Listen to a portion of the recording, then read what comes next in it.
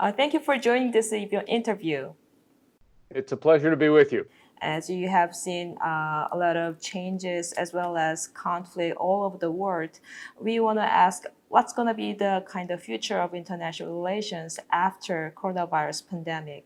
Well, in the simplest way, I would say that the coronavirus is going to accelerate a number of trends that were already underway before the pandemic began.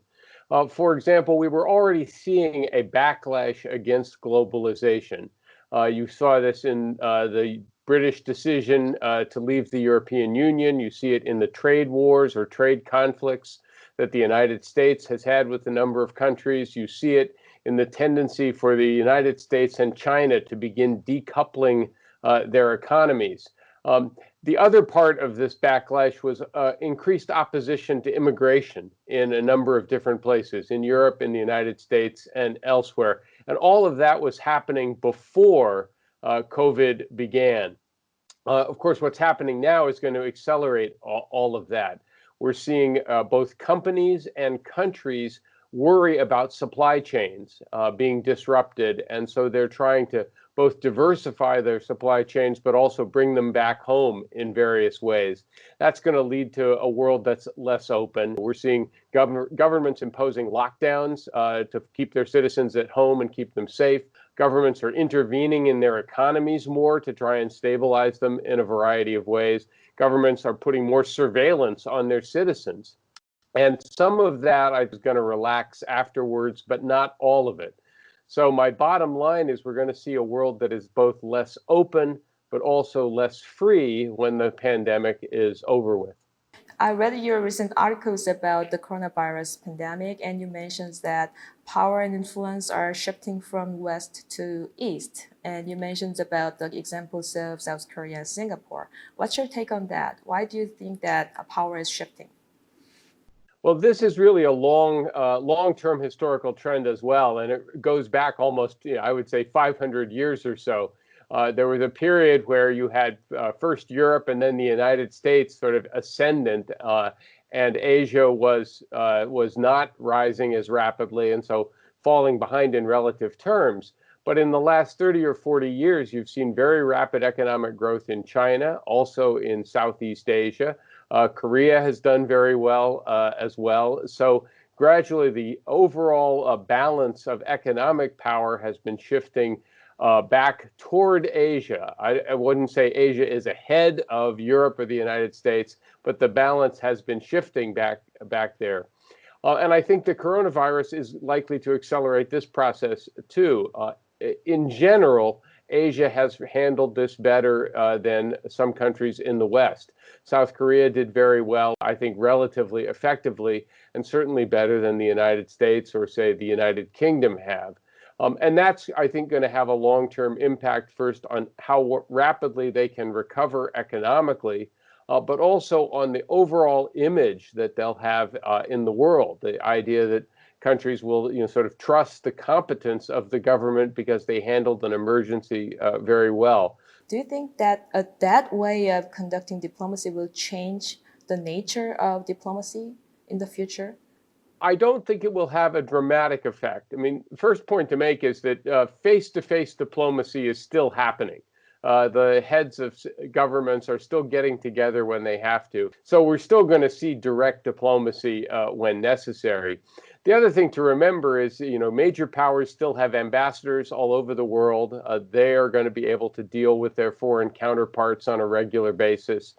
And governments do a lot of communicating by telephone, by Skype, by lots of other arrangements as well. So it's not going to be impossible for governments to talk with each other when they need to.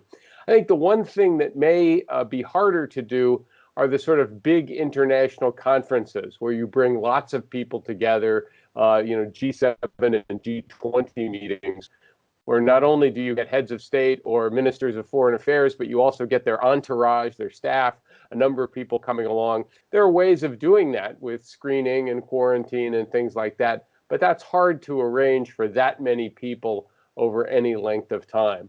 Other than that, I think the business of international diplomacy will still be conducted even in the midst of this large global emergency. We have a few questions about multilateralism now. So, when you look at this COVID-19 pandemic, do you think it is possible to reach multilateral cooperation or transnational solutions to kind of mitigate this pandemic?